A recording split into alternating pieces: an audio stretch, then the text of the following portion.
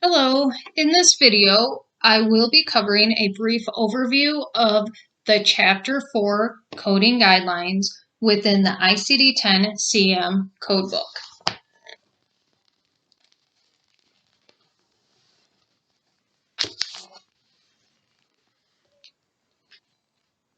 Chapter 4 of the ICD-10-CM book covers endocrine, nutritional, and metabolic diseases, category codes E00 to E89.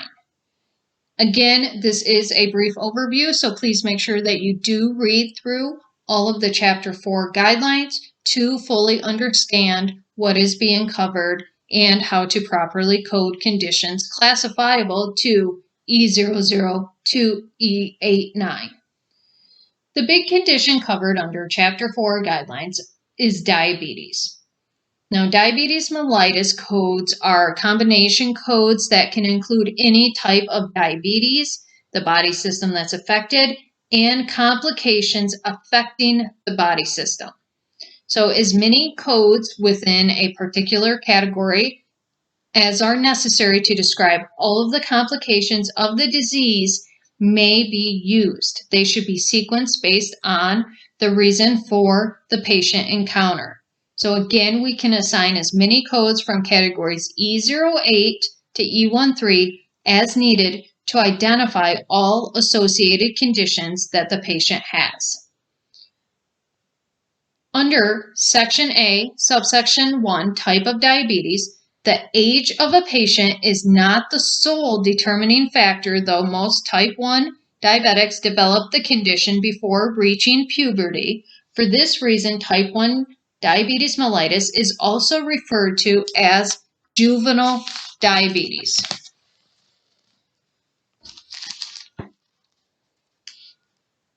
Section 2, type of diabetes not documented. If the type of diabetes is not documented by the provider in the medical record, the default is E11, which is type 2 diabetes mellitus. Therefore, if the provider just documents diabetes and no other complications, this would code out to E11.9. So again, it defaults to type 2 diabetes. Section 3, diabetes mellitus and the use of insulin and oral hypoglycemics.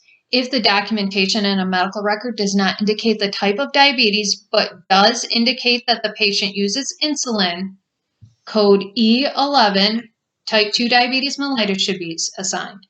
An additional code should be assigned from category Z79 to identify the long-term use of insulin or oral hypoglycemics.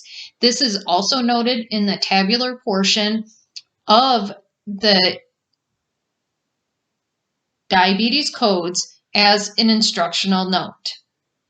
If the patient is treated with both oral medications and insulin, only the code for long-term use of insulin should be assigned. The new guideline for 2021 is if the patient is treated with both insulin and an injectable non-insulin anti-diabetic drug, assign code Z79.4, long-term use of insulin, and Z79.899, other long-term current drug therapy. If the patient is treated with both oral hypoglycemic drugs and an injectable non-insulin anti-diabetic drug, assign codes Z79.84, long-term use of oral hypoglycemic drugs, and Z79.899, other long-term drug therapy. Code Z79.4 should not be assigned if insulin is given temporarily to bring a type 2 patient's blood sugar under control during an encounter. Complications due to insulin pump malfunction. Underdosing of insulin due to insulin pump failure should be assigned to a code from subcategory T8 5.6, mechanical complication of other specified internal and external prosthetic devices, implants, and grafts, that specifies the type of pump malfunction as the first code, followed by a code from T38.3X6 as a secondary code. Underdosing of insulin and oral hypoglycemic drugs.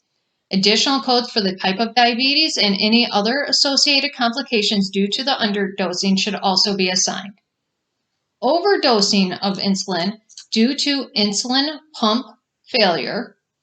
The principal or first listed code for an encounter due to an insulin pump malfunction resulting in an overdose of insulin should also be T85.6, the mechanical complication of other specified internal and external prosthetic devices, implants, and grafts, followed by T38.3X1, the poisoning by insulin or oral hypoglycemic drugs, accidental, unintentional.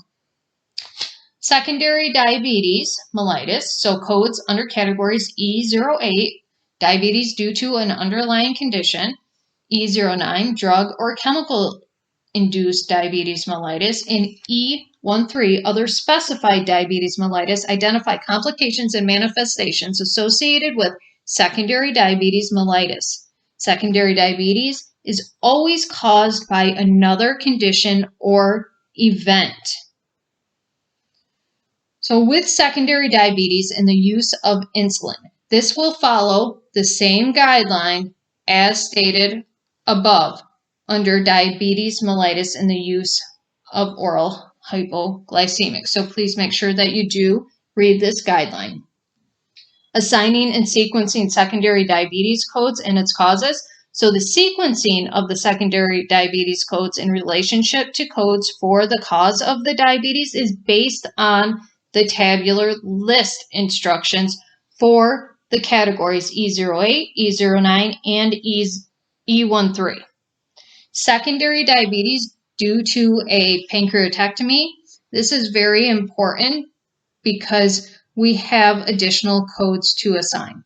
So for post-pancreatectomy diabetes mellitus, assign code E89.1, post-procedural hypoinsulinemia, assign a code from category E13, and assign a code from subcategory Z90.41, acquired absence of pancreas, as additional codes.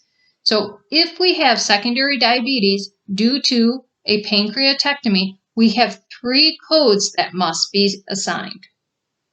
Lastly, secondary diabetes due to drugs. So secondary diabetes may be caused by an adverse effect of correctly administered medications, poisoning, or sequelae of a poisoning. And in this case, they want us to see Chapter 19, Section E for the coding of adverse effects and poisonings. And also Chapter 20 for the external cause code reporting as well. This has been a brief overview of Chapter 4.